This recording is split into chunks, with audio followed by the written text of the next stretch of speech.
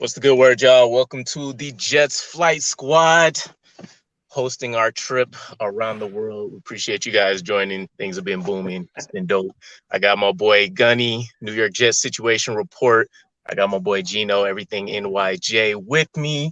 And I needed a switch in conversation, which is why this is kind of far out there.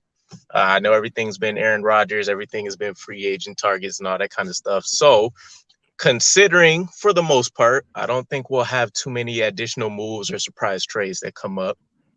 Our team is set, minus the draft. So the question being, do we think the team that we will have for the 2023 season is better than the 2009-2010 AFC Championship team that we were able to produce? So this is, of course, incorporating one Aaron Rodgers as our quarterback. Well, let's look at it, right? So that season, the Jets went. I want to say it was 11-5. It was 11-5. Yep. Last double-digit win season. Yep. We were second lost in the AFC Championship game, right? We were second. Yes. And we said this was the Steelers' loss, right? This was the Steelers, 24-19. Yeah, this was the Steelers' loss. Right. And we were second in our AFC East division. We were second. So. Okay. That team had who? We had LT that year. Yes, we did. We had LT. Obviously, Sanchez.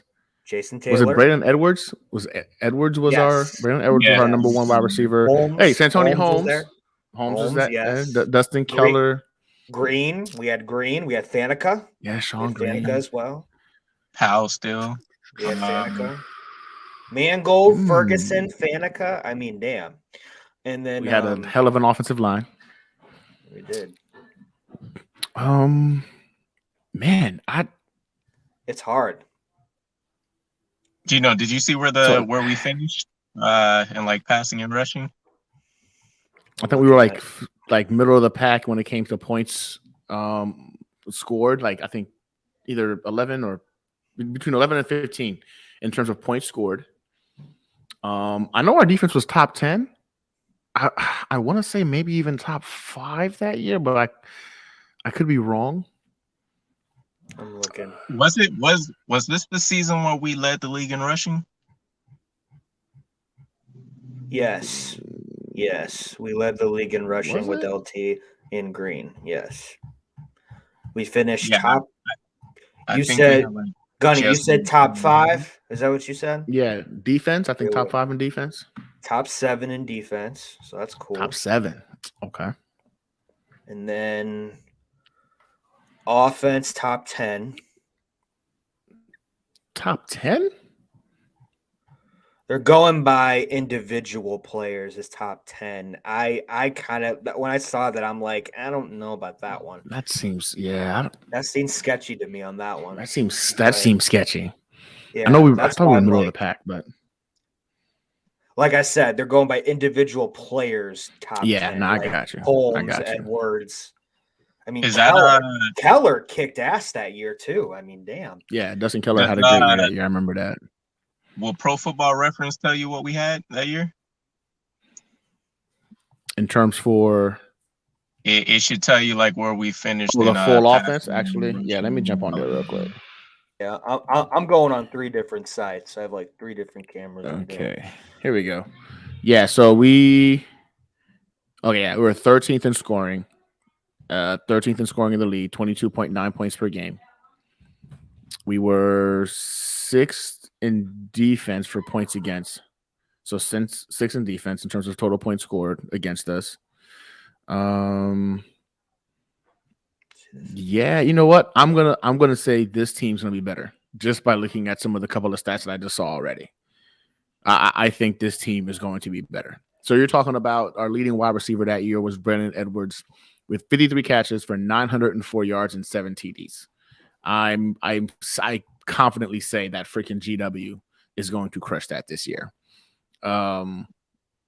Dustin Keller did have 687 yards, 5 TDs off of 55 catches. Santonio Holmes had, there's no way we had a top 10 offense. This doesn't make sense. Yeah, because the 9-14, Tony Richardson had 13. Yeah, like looking at the numbers now, 3,291 yards from Mark Sanchez, 17 touchdowns, 13 interceptions. He did rush for 3 touchdowns, though, on 105 yards. Yeah, I'm going to say this year with Aaron Rodgers, we surpass these offensive numbers. I don't know if we will surpass the defensive numbers. This defense was really, really, really, really good. Gino? Yeah. Jets will be better. Jets will be better this year than they were in 2010. All sides of the ball, or are you being specific? I mean, split it up however you want. I think with an offense, I think we'll be better. I agree with Gunny with defense. I think that defense was lethal that year. Cromartie, Revis. I mean, we had Jason Taylor as well. I mean, I'm a big Jason Taylor guy, even though I didn't like it over here. I understand. Fuck him on that, and then went back to the Dolphins. But I think defense is going to be tough, but I think offense 100%. Now we got 3 good tight ends. We got a lot of good depth in the wide receiver and running back position. I'm just worried about the O-line, but I trust JD. But with Aaron Rodgers over Mark Sanchez, yeah. I mean, that's a no-brainer. Special teams, though. I love what Mike Westhoff did that year. I mean, Brad Smith, really great punting, kicking return. I love what we had with We had Jay Feely, right? Jay Feely was our kicker that year? Yeah. Yeah, I'm a big Jay Feely guy. Everyone knows how I feel about Zerline. But I think Zerline's going to continue to do well. Morstead's back. I love that pickup. I'm going to go middle with 50-50 with special teams. I don't think the defense but definitely with the offense. Offense is I think it's going to kick ass with Rodgers. But overall, I think we do have potential. We have potential to be better than 2010. Wait, didn't Nick Folk kick a field goal against the Colts that gave us the lead, though, that year? I think that was the year after. I thought that was, because it's saying Jay Feely was our kicker that year. Yeah, I think that's when we moved on from him, and then we picked up Nick Folk, and we rolled with him for 5-7 years, whatever it was. Okay. I could have sworn that was Nick Folk. Yeah, I'm looking again. We had Brad Smith, kick returner and punt returner. Wait, what did you say for kicking? Right? Yeah, kicker I thought was Nick Folk for that year. Yeah, because I want to say he kicked a field goal against the Colts that gave us the lead. But I might be mistaken if you guys say it was last year. Okay, so Steve Weatherford was our punter. Steve Weatherford. That's correct. Yeah, now it's saying Nick Folk, but the other one said Jay Feely. So I'm gonna look up just Jay Feely real quick, just his stuff. Okay, I could have sworn Nick Folk it's giving me two different. It's giving me 2 different things. Okay, so I'm just gonna look up his page just in case. Okay, so New York Jets 9. Okay. He was 2000, 2008, 2009. He was here. Then he was with Arizona 2010. So it's got to be Nick Folk then. Or was it 2009, 2010 season, right? Because 10 is the Super Bowl year, but then because it says that he was here in 2009, but in 2010 he was with Arizona. But doesn't that kind of overlap? There was this 2022-23 season, right? You know what I mean? Yeah, it's same. It's Super Bowl going into off season, so yeah. So then Nick Folk was the kicker. Yeah. Damn. Yeah, I don't remember him kicking in the Steelers game though. I don't remember that either. That's what I'm saying. That's why I said the Colts game. I remember the Colts game, him kicking to give us the lead in that game. Nah, I don't remember him kicking in the Steelers game though. I guess it's fine either way. I think they were pretty comparable from what I remember, though. I don't think Nick Folk was leagues ahead of Jay Feely as a kicker. Oh no, I wouldn't say that. Not that early on. No. I mean, I think they're pretty even. I think that's either way, it's a wash. I mean, it was better than what we had a couple years ago. I would have gone with either one of those guys. I don't want to think about a couple years ago when we're well, who do we have? Like Kari Vedvik and like fucking Matty Amendola and like all these other dudes that like rolled. It was a train wreck. Yeah. It was a train wreck. I think I lean towards us being better defensively than that team, but it depends on what we're considering better, right? I think in terms of teams scoring points against us, we were already, I don't think we were number one, but I think we're in like the top 3 ranking of teams not being able to pass on us. Run defense was leaky, but then we had Quentin Williams out for portions of time. I think we can probably fill that gap in with guys like Kalai Campbell. I don't know for guys why we re-sign like a Solomon Thomas, but that's all whatever. I think if you want to take it from the perspective of teams probably will struggle to get 2 touchdowns on us through the air, I'm taking our team. Antonio Cromartie kind of played the Trayvon Diggs kind of role where he wanted to force the ball. He wanted to get the ball, force a turnover, try to flip field position. He wasn't the best cover guy. He was up there, but I don't think he was the best cover guy we got. DJ Reed and Sauce Gardner are both guys that don't want to see a pass completed against them. I think Joyner's going to be gone, right? I like Tony Adams, but we don't know what he is. I do think Jordan Whitehead may be able to make a little bit of a jump. I don't know if that's by nature of them trying to put him more in the box, which he played a surprisingly low amount. I thought I seen him more there than I did.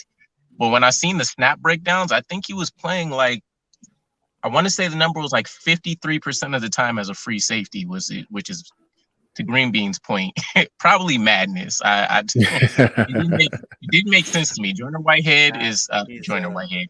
He's preferring the time that we're starting at 3:15 Eastern time, wherever he's at. Yeah, that's what he's referring to. This is what we got to do. This is what we got to do out here. Yeah, we're spreading it all over the country, Green Bean.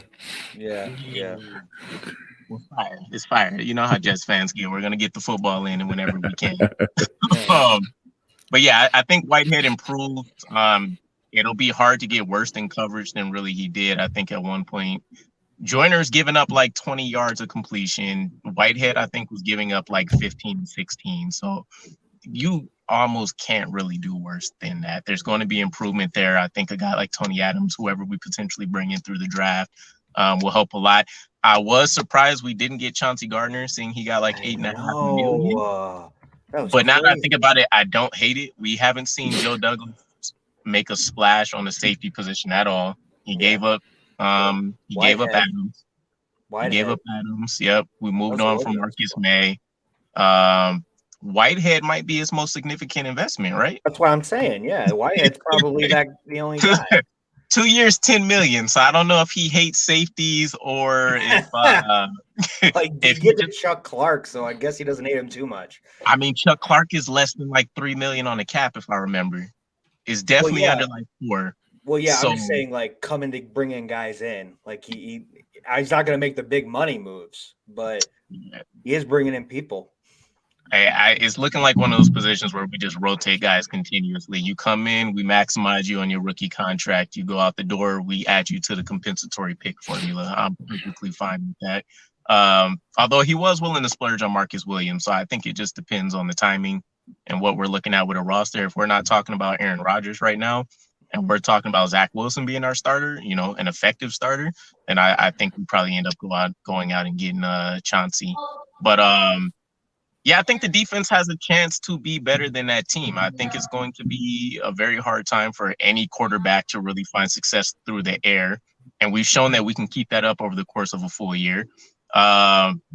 I'm more concerned about the defensive line being able to continue their performance than the linebacker, than the safety group taking a back step, anything like that. So maybe we allow more yards this year.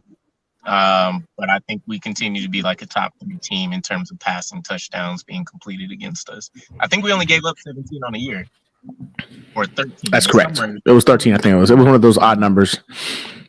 Not even a touchdown a game, which is stupid. I think the 09 team gave up more than that, right? I remember it did. 24, I remember it did. I want to say it's like 24 touchdowns through the air, maybe. Yeah. So it sounds about right. It was definitely in the 20s. It was I know it was in the low 20s. What do we have? I have not kept up. I will say this though. Whoever we bring in, because if you're talking about that 2010 team as well, I mean, we had Damian Woody too. I mean, Damian Woody was a force on that offense as well. And then we had still like Golston. Do you guys remember we had Harris as well? Yeah, you're not talking about Vernon. Who? Not Vernon Golston. Nah, just I liked Golston when he was here. Not me. Not so much. Well, good for you. We'll get you a cookie. But I just look at it like this, right? Like we're talking about. I don't think we've had a wide receiver in the last decade plus, like a Garrett Wilson. That kid is like really special. I think if he can accomplish what he did this past season with no quarterback play, let's be honest, he didn't have much help in the quarterback position, and still won Offensive Rookie of the Year. Imagine putting him with somebody who's can be a competent quarterback, let alone a great like Aaron Rodgers. I think that in alone is going to allow the rest of the team to elevate. And we're going to have to bring Breece Hall around slowly as he's, recovering from that ACL surgery. But imagine him not having to be the brunt of the actual offense the way he had to be early on. The offense wasn't moving if Breece Hall wasn't moving the ball. And I think that's going to see a nice little 1-2 combination with Garrett Wilson and Breece Hall, both like hungry, young. They don't know any better. They don't know they're not supposed to be as good as they are, right? So like it's a different kind of mentality when you see those guys who really believe they can accomplish anything they want to in the league. And I'm still a big believer in Elijah Moore, Denzel Mims, you know what I'm saying? Now we got Alan Lazard to add to the mix. We've got pieces here that offense did not have back then. Let's just be honest. And on defense, I think our secondary, and call it blasphemy, we've only seen them together one time, but I think they're on par. With that secondary that we had in 2010.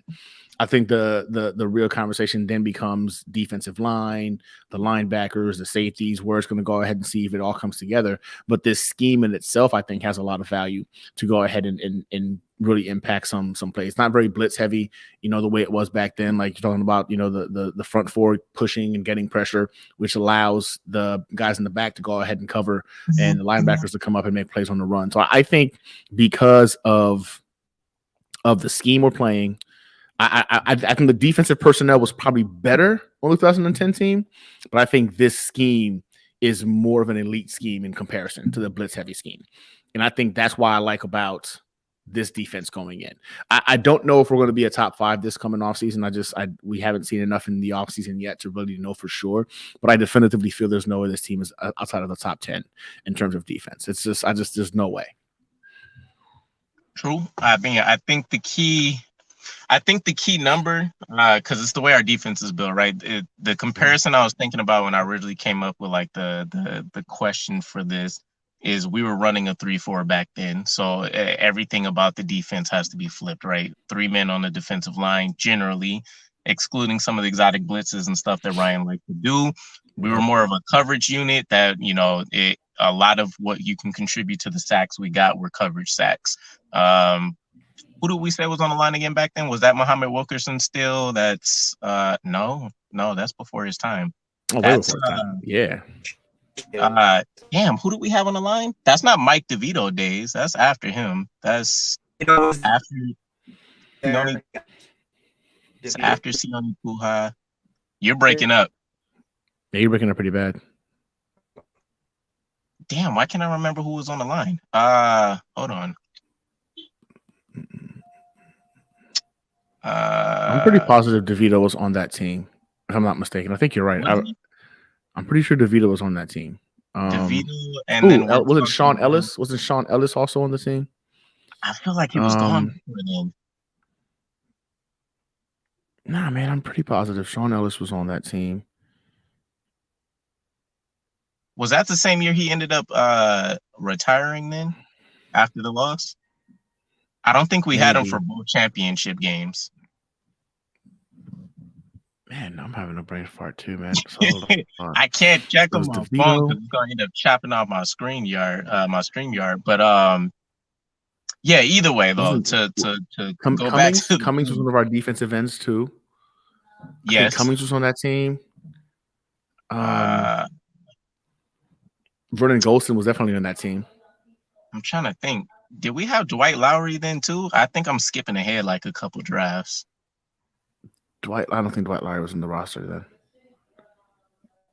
Revis. If Greenbean's still in here, he could go ahead and break it down for us. Greenbean knows that stuff really good. What about Price? Did we have Trevor Price that year? Damn, you know what? We might have Trevor Price that year. I think we had Trevor Price that year because I know Bart was on that team.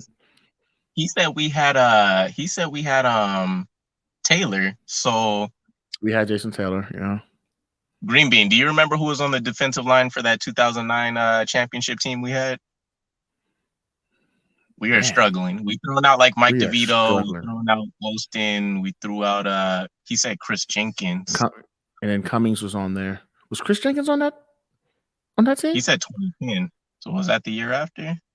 I don't think Chris Jenkins was on that team. Jenkins was on the team. DeVito was on the team. Yes. He was on our team. I remember. Hard Knocks. Remember watching Hard Knocks? That was that year. Man, I put that shit out my memory. Who? DeVito. Okay, so Puha was on there. Okay, I'm not tripping. Okay.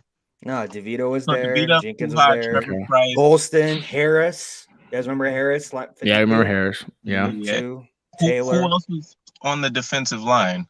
On the ends? So DeVito, Puha. We had Trevor Price. We said Cummings. We had Golston. Puha. Yep, I remember Puha.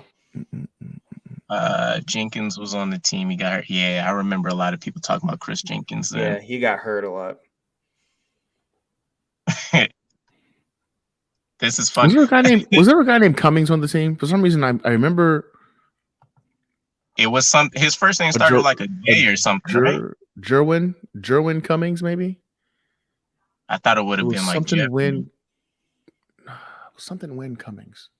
Something Win Cummings. Jerwin, I think it was Jerwin. All right, defensive starter Sean Ellis, Puka, like you said. DeVito, Brian Thomas, Bart Scott, David Harris, Calvin Price, Revis, Cromartie, Poole. I forgot about him. Poole, and then Jim Leonard. Poole? Brian? Brodney Poole, number 26. Sorry, age 26, but there's that, and then Eric Smith. Do you guys remember Eric Smith? I remember Eric Smith, safety. Oh yeah. Okay. Give us a break, Green Bean. It's lunch hour. All right. I'm fighting. Yeah. I'm fighting hunger. Yeah, Green Bean, don't mind us.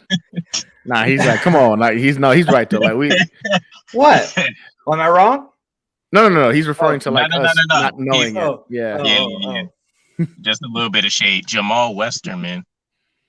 I don't remember that guy. Wait, did someone say Cummings? Kenwin Cummings? Yeah. Okay, you were close. Cummings. Yeah. Defensive end. Kenwin Cummings. I'm sitting there like, I know there was a guy named Cummings on there because there was a joke about him or something on Hard Knocks. That's the only reason I remember. We had Gilbert was a backup. Golston was a backup. I don't know if anyone says our line and linebackers weren't the best, but that I think no one else does it.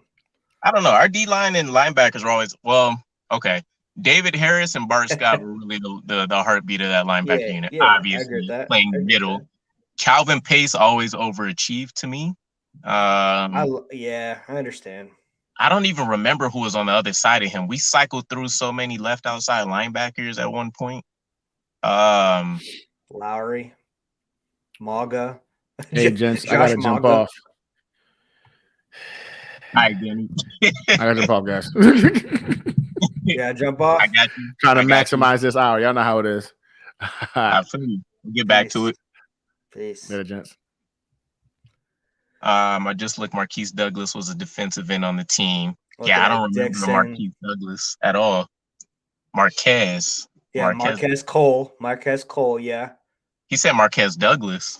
I'm looking at. There's another one. It's a DB. He was like a backup. That's crazy. You would think the last time we went to the championship, we would remember this crystal clear. Dude, I'm looking at all these names. I'm like, oh yeah, I remember some of these names, but it's just been a long time. That's all. I remember watching it. I remember watching it in my living room, but it's been since 2010. Lots happened. I remember having these committed to memory, and when I would talk to other Jets fans, it would be like, "How don't you know the roster?" Right? Yeah. It's funny at this time, day, and age. Do you know what's really funny though, Banks? Is we had two quarterbacks in Clemens and Mark Brunell. How funny is that? I do remember that. We've liked having 3 quarterbacks on the roster for a long time. Cotry. I remember Cotry. I liked Cotry. Cotry. Yeah, Jericho Cotry. I liked him. A staple. Ropati Pitatua. Hey! I used to be so excited when I could say that name. I definitely remember him. Yes. Yeah. Oh, yeah.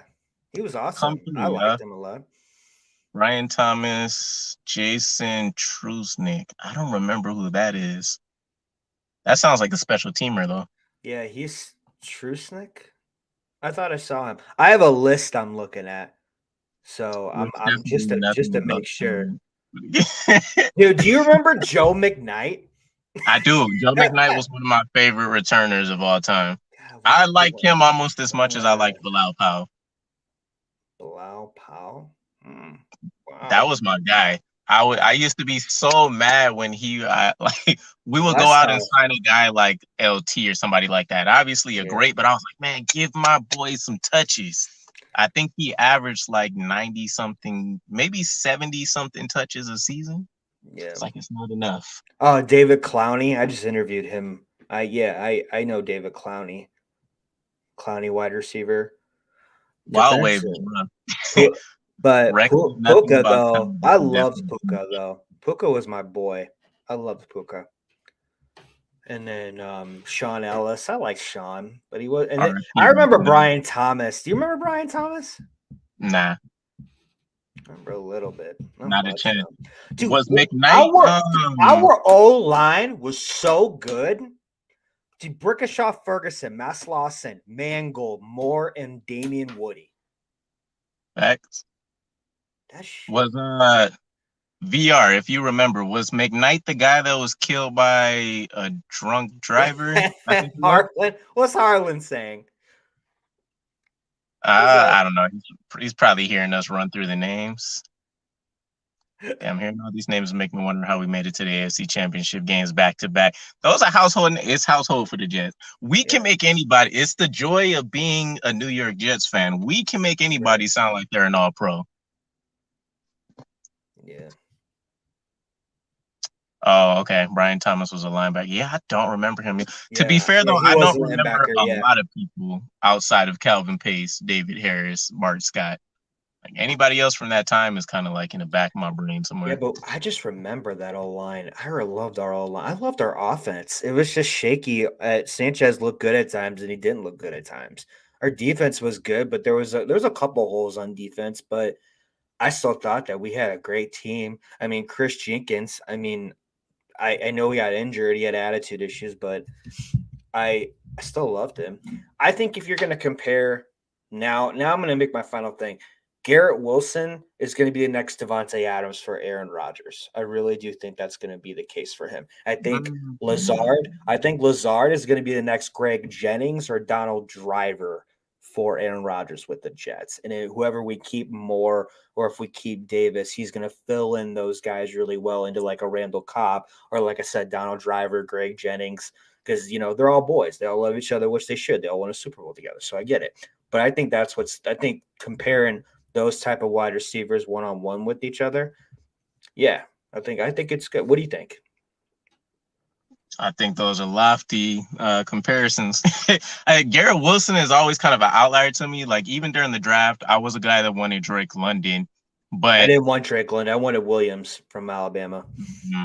I wasn't willing to trade down and risk somebody trying to snatch him ahead of a But Garrett Wilson, the thing in like even now, seeing like the season and stuff he put up, the way he releases off the line and like some of the things he does when it comes to trying to be like elusive after the catch, it's always I at least from what I remember having to go through like wide receiver position drills and stuff like that, like he does a lot of stutter step and kind of like choppy-ish movements, not necessarily in a negative way, but stuff that from like a timing-based offense doesn't make a whole ton of sense. Mm-hmm. So I'm curious to see how that connection will be. But again, you put up 1,100 yards between Joe Flacco, Zach Wilson, and Mike White, and I have no place to criticize. So I think one of the questions I remember seeing some people argue over is if Garrett Wilson could hit 1,500 yards with Aaron Rodgers. Maybe that I would probably say no. I could see him maybe putting up 13 touchdowns. 1,500 yards, I think, is maybe a little bit out there only because of all the weapons that Aaron Rodgers will have to try to dice the ball out to. Plus, we're going to be run first. But I don't know. I really don't have any comparisons because I don't have a great quarterback in my recent memory that I can refer to say, okay, we had a guy that's just balled out of control. What would you think of Brett Favre when he was here? What did you think about that? Like I never wanted Brett Favre. I hated the season. Obviously, I loved the result. You know, we ended up being 8-3 at one point or something like that. So the result was fine. I didn't like Brett Favre. Favre. Well, he's far until he gets that tax evasion stuff is done. That man's far. But I just wasn't a fan. I've wanted a homegrown, developed quarterback for so long because I haven't had that in my time of being a fan. So it was a wash. It was whatever to me. It wasn't like a lot of people were, trying to compare it to like Randy Moss going to the Patriots and stuff like that. And I was like, it didn't hit the same for me. I was a different fan though, of course, and much younger and all this other stuff. So it wasn't a move that really excited me. I understand. I've always loved Brett Favre. So when we went to the Jets, I got excited. But there was a few things I didn't like about the situation. And then there was a lot of things I loved about the situation. But overall, I really thought we were going to win the Super Bowl that year. We could have. From what I recall, I feel like we were almost there, man. I got you. Didn't he do something like I think I just seen a comment flash for it too, but didn't he have like 22 touchdowns and 22 interceptions? And then he goes to Minnesota the next year and he has like 35-6, I think. All he did was throw the ball. All he did was throw the ball, I felt like, in Minnesota. So not knowing a whole ton about football, at least back then at the time, all I remember was when the Brett Favre trade got confirmed, all I kept hearing was gunslinger, gunslinger, gunslinger. And I was like, well, that can't ever be a good thing. And then I do remember by the end of the season, it was like 22 interceptions. And I'm just like, man, he basically, if Kirk Cousins didn't use us to get more money, I feel like it would have essentially been the same thing. He would have came here. He would have had like a shitty season, essentially, even though we had a winning record with him. And then he would have moved on to his preferred destination. So too bad he was a Jeff. Only one. I don't know. I would trust the older fans with what they say because I don't even care enough to go back and try to watch and like check out and see where we went wrong and all this kind of stuff. But yeah, I liked Favre a lot. I loved that Thomas Jones too. I mean, it was really cool to see Thomas Jones and Favre do what they were doing, in my personal opinion. But it just sucked on how things ended, and he ultimately wanted to go to Minnesota. And then you all know how that happened, how the result happened for that. And then he just cared about his Iron Man record, then he got injured and it just didn't go much after that. Then he went to Minnesota. It just got worse for his injuries part. But overall, if I'm looking at Aaron Rodgers right now, though, the team that he was coming, when he's coming and everything, with the wide receivers and all the weapons he has now, I think it's kind of like when they won the Super Bowl. I think Aaron Rodgers is going to get that type of weapons, or when they made it to the playoffs with Devontae Adams. I think he's going to have he's not going to have the tight end room that he had with the Packers, though.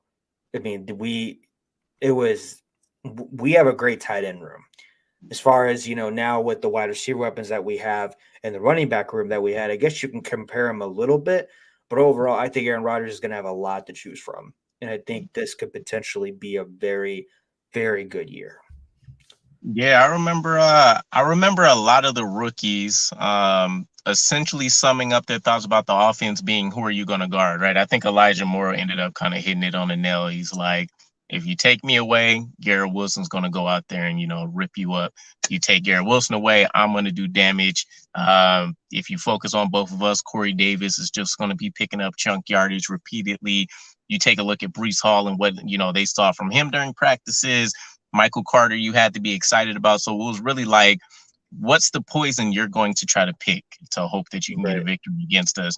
With a guy like Aaron Rodgers, I think you really maximize on all of that to like the most elite level you can possibly get it to. I mean, we're talking about one of the most precise one of the most precise quarterbacks in league history.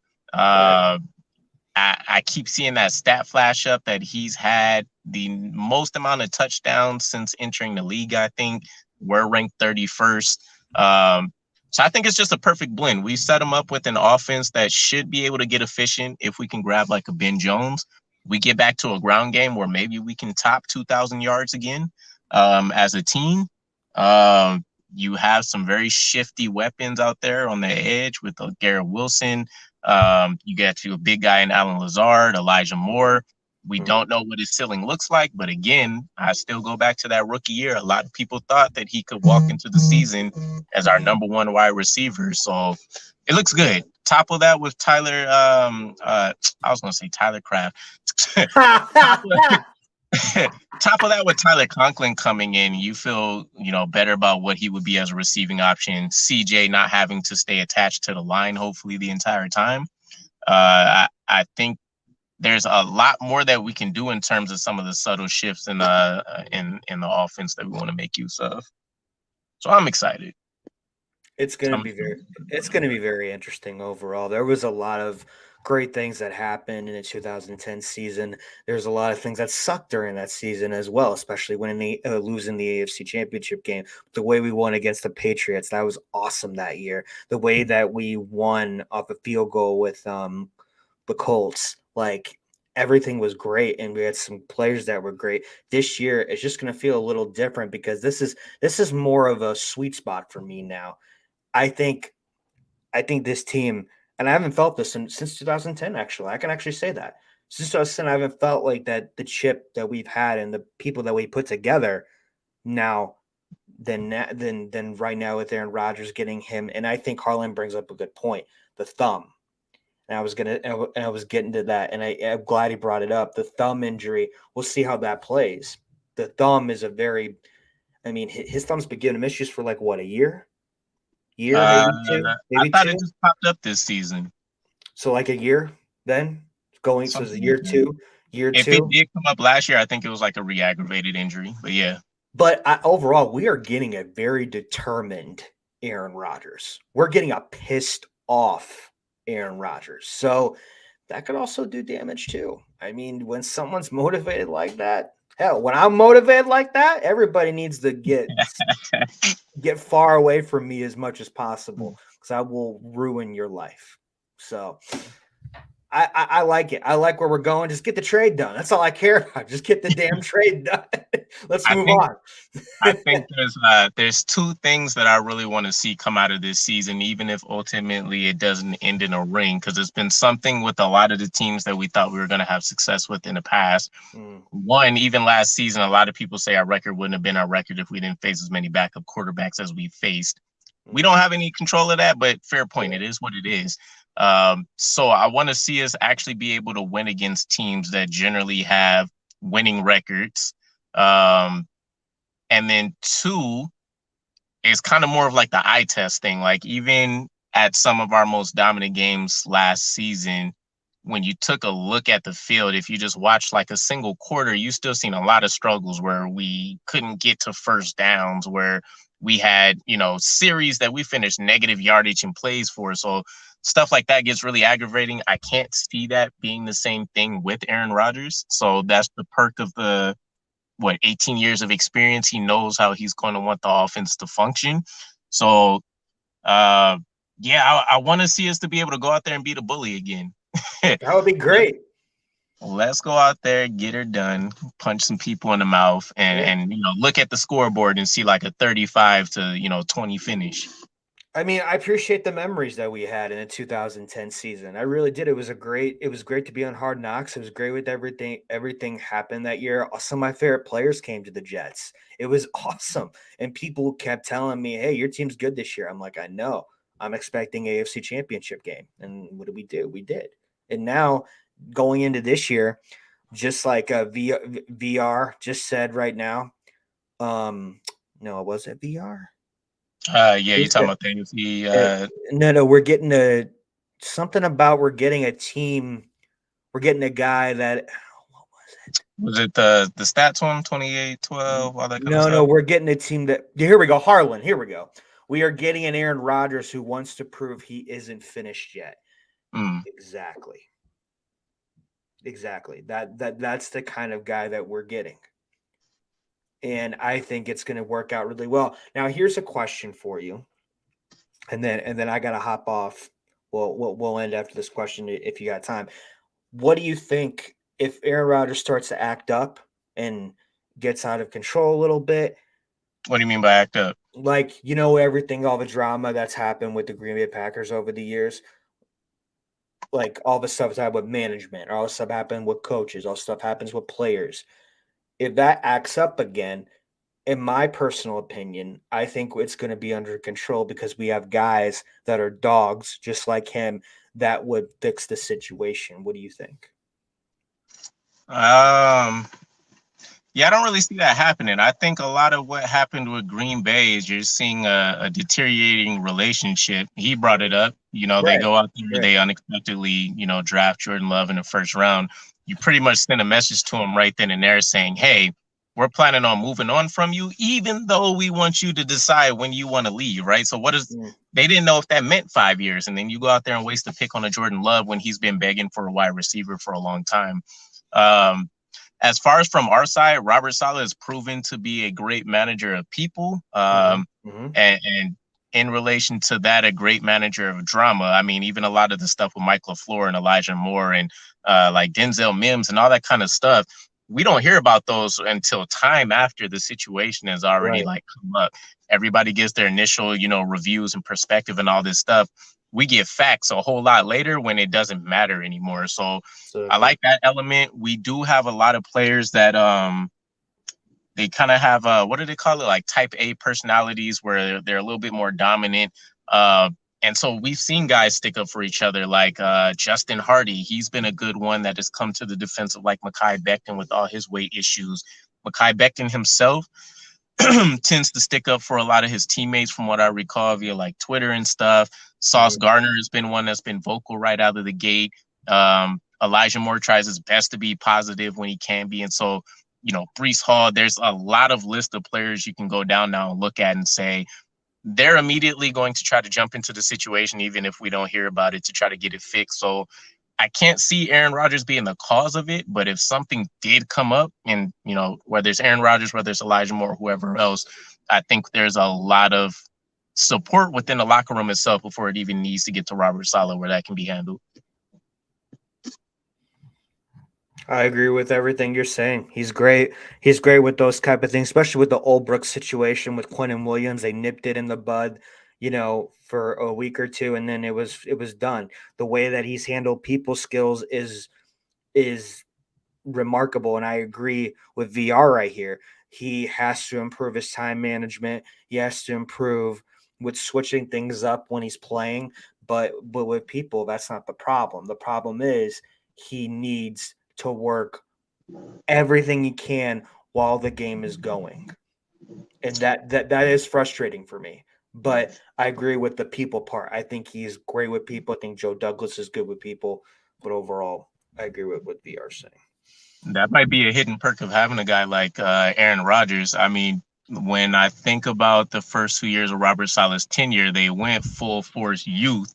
And so you have Zach Wilson, who on his own, and even prior to having terrible performances, he's going to require a lot of attention. And Robert Saleh is trying to be actively involved because you don't just want to see him become another, defensive coordinator that's moonlighting as a head coach.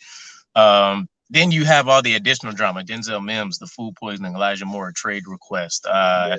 What else did we have going on? And he also had trade requests as well. Yeah, so it's just been a lot going on that you can see, like, taking away from time that he could have used maybe in a role like perfecting his time management and stuff, not to give him an excuse. Head coaches all over or, dealing with similar situations. But I think overall, winning record aside or lack of winning record aside, Robert Saleh's brought a lot of positive contributions to the team that we can look at and say, hey, this has been a consistent area of success for us. He finally has himself a quarterback, and so I think that alleviates a lot of what's happening on offense. So I agree. I really do think that this is going to be a good marriage for the Jets and Aaron Rodgers. I think this is going to work out. We just got to get that trade happening. And I'm going to keep saying what I've been saying about the 2010 team. Thank you for the memories. It wasn't always sunshine and rainbows, but it was nice seeing Rex there and Mike Westhoff, a lot of my favorite players there. And for this year, whatever happens, I do think that this is going to be a Jets team that is going to be a force. I think this team is going to not only make a splash in our division, but around the league. I think this is going to be a team that people are still going to say it's the same old Jets. I think we're still going to always hold that people are going to hold that over our heads until we make the playoffs. That's just what's going to happen. It's always been us like that. But I think this year is when it changes. I think this is a good coach team. This is a good weapons team that we're bringing in. And I'm excited. I am truly excited. I'm a cornerback guy, so really the what I'm excited to see is what a second year of Sauce Gardner and DJ Reed looks like, because the expectations are higher, right? The expectations are higher now. Look, you have two guys, and it's not like I haven't heard a legit argument that could take away from why these guys will still be in the top 10. DJ Reed, Sauce Gardner have both played a lot of the same similar type of guys over the course of the season, both aging veterans that just have, explosive production, and young guys that have a lot of these skills and traits and stuff. Sauce Gardner was arguably, and I haven't seen anybody willing to say he's below the third best cornerback in the league. You have a guy that's arguably number one at his position as a rookie, which is nuts. So I don't know what else he can do other than find his way to the football a few more times and get some more picks. But if you're not getting tested, it is what it is. And same thing with DJ Reed. So I'm stoked about that in and of itself. That duo looks much different to me than Sauce, than Reed and Cromartie did. Yeah. By far. I think that they will end up ultimately taking the belt if they can strap 2-3 years together, having the same level of success. It was good, man. I agree. Like I said, I'm happy to see where things go. The expectations are gonna be higher. MC2. Who's MC2? Michael Carter II. oh, sorry. I thought you were talking about 2010 team. I don't remember that. No. Yeah, I like Michael Carter. No, he is very underrated. I think he can start as a 1-2 with someone else if the Jets didn't have him. I love Eccles. I'm not going to disrespect Bryce Hall. When he was good, he was good. I wouldn't even mind if we keep him or put him at a safety position. But I know Bryce Hall's not made like that. I think he's going to go to another team. But I love Eccles. I love Carter too. So awesome. And then I don't remember having a good cornerback trio, and maybe even a fourth one, since the 2010 days. Who was our slot cornerback then? I threw out a couple names, but I couldn't remember. Dwight Lowry was much later than what I was thinking. Lowry was there though. Was he after Cromartie? Lowry, they mentioned a Lowry. So Revis, Cromartie, Dwight Lowry. I just remember seeing a Lowry. Could be wrong though, but I remember. Who the heck is Emmanuel Cook? Drew Coleman. Who the hell is Cook? Drew Coleman, Cook, Jim Leonard. I here you go. Dwight Lowry. Dwight Lowry, yeah. Okay. Gunny made me think I was tripping for a bit then. Okay. MC, didn't they extend Bryce? No, so Bryce Huff is playing on the last year of his rookie deal. Right. And then Eric Smith. You remember Eric Smith? Isaiah Trufant. VR, I think you're thinking of Kyle, what was his last name? Wilson or something? Wilson, yeah. Kyle Wilson was there too, though. Yeah, but you also had the other guy as well. Wait. So we had Revis, Cromartie, Dwight Lowry, and Kyle Wilson all at the same time? Yeah, and Trufant. Oh shit. What was it? It wasn't Desmond. His name was like Isaiah Trufant, right? Yep, correct. Yeah. I remember. That was one of my favorite cornerbacks to play with if I wasn't going to use Revis. We have the squad. He's got everybody tripping a little bit, so we got the squad. I mean, hey, look, 2009. That's a long time ago. We are the longest running team with a drought of the playoffs in all sports. This year is going to change. We're going to end it this year. We're going back on a run, baby. I can't wait. I'm excited. Well, Banks, you good? Yes, sir. All right, guys. This is forgot the name already. Jets Flight Squad. I have so many shows, Banks. We are the Jets Flight Squad. Gunny leaving early, but he's coming back next week. We got Banks. We got me, Italy, Jet. But let's try and get this deal done. Let's end this playoff drought. I love you guys. Keep following our channels as well. Everything MYJ, TKPX, Jets, and MYJ Situation Report. What do you think of Chuck Clark? I think it's one of the best moves we made this offseason and even last year. I love this. Great locker room guy. Great player overall. They're going to miss him with the Ravens. But that's me. I'm Italy Jet. I'm just going to say same thoughts. I appreciate y'all. I'm going to go steal me some cup of noodles or something for that lunchtime special. I'll catch you guys again, though. And we got to we might have to find a time on like the weekend or something, by the way, and run through like a mock draft or, free agent, something. Sure. I think the world deserves it. Either way, though, appreciate y'all. VR, Harlan, my boy Joe isn't in here, but either way, Dark Soldier, I know you guys. VR. Dropped VR. Ronald Perry. You guys are well informed. I appreciate the drop-ins. But yeah, appreciate you guys. Jets Flight Squad out. We'll catch you guys again. Wild Wave and Green Beam.